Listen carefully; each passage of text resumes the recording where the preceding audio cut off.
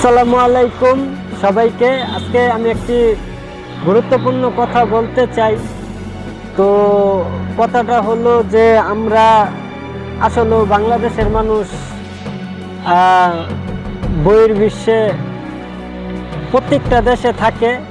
তো সবাইকে আমরা বলবো আমরা মুসলিম ক্রান্তি দেশ ইরান সহ ফিলিস্তিন অনেকগুলা দেশকে বাংলাদেশ সাপোর্ট করি, কিন্তু বাংলাদেশের মানুষ এখনো পর্যন্ত ইসরায়েলের পূর্ণ বয়কট করতে পারে নাই।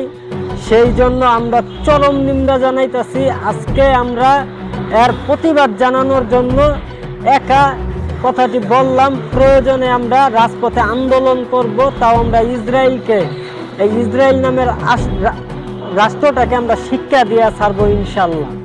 আর আপনারা যারা আমাদের বাংলাদেশকে যারা দেশের বাইরে আছেন সবাইকে বলবো ভিডিওটি শেয়ার করেন।